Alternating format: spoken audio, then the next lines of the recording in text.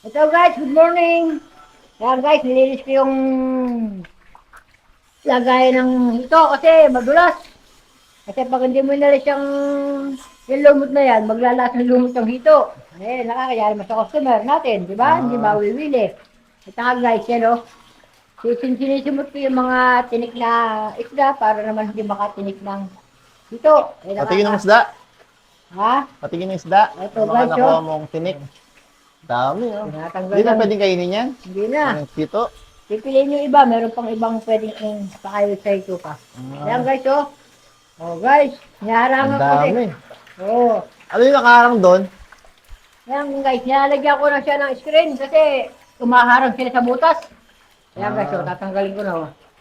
Wala naman eh guys eh. Ayan oh. Yan. Oh.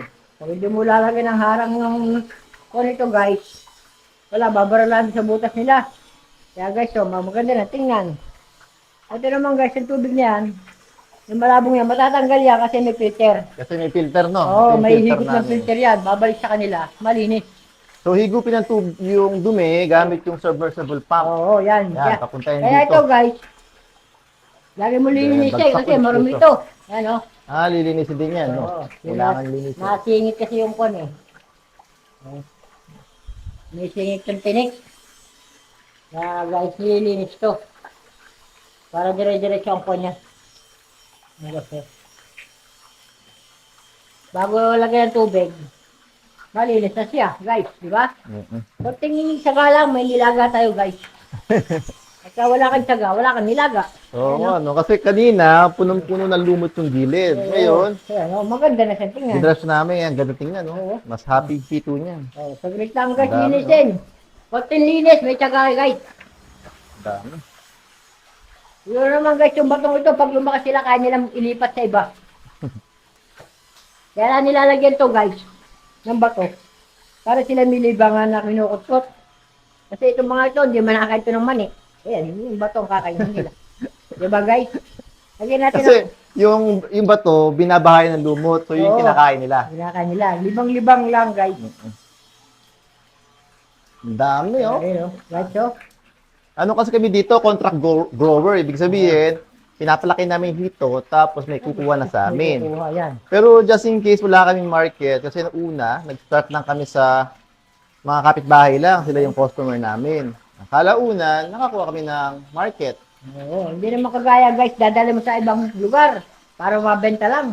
Dito lang sa mga baybay dito, maraming kumakain ng hito rito eh. Yes, tama yan. Dati dito, masela sa ito. Ngayon, pati yata ako, kinakain na rin nila eh. Oh, guys, di ba?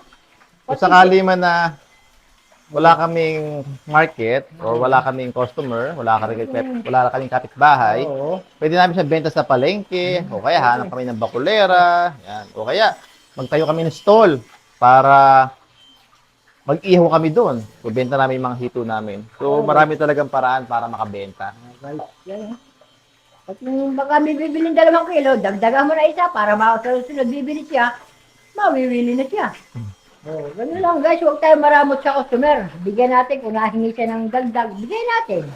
Oo. Ganun lang guys, para tayo dumami customer. Yan, sabi ng Royal Guard. Ayan, guys, oh.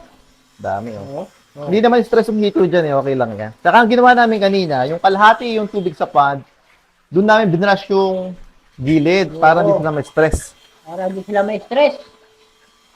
Ayan guys, oh. Yan, after nyan, ito naman kabila yung kaming babrushin. Lilinisin namin. Ito na, pwede na itong buksan And ng then, tubig.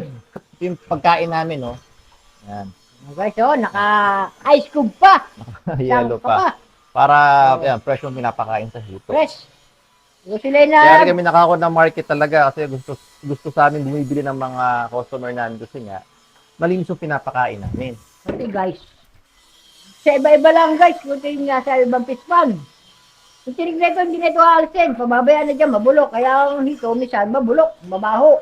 Pero ito guys, kailangan malinis. Yes. Ayan, guys, lilipat naman tayo sa kabilang side guys. Kasi meron pa dito sa kabila eh. Ito guys. Hindi, gagawin natin yan. Paramihin muna natin tubig dito bago tayo maglipat. Oo. Kasi maubusan tayo ng tubig. Konti lang kasi yung Guys, yan o. source of water natin. Masigla Lagyan muna natin guys. at least 10 minutes dito ng tubig, no? Oo. Buksan mo na yung tubig. Ito ba yun? Dahan-dahan ka, malakas yan. Yun, guys. Oh, mag-shower na kayo. Yan. Yan lang, guys, yan. Yan, maliligo na, guys, oh. Igsasagdo nyo hindi. Tatakpan ko na yung... Ano ba? Guys, oh. Pwede maginhawa sila ngayon, guys. Salamat, guys.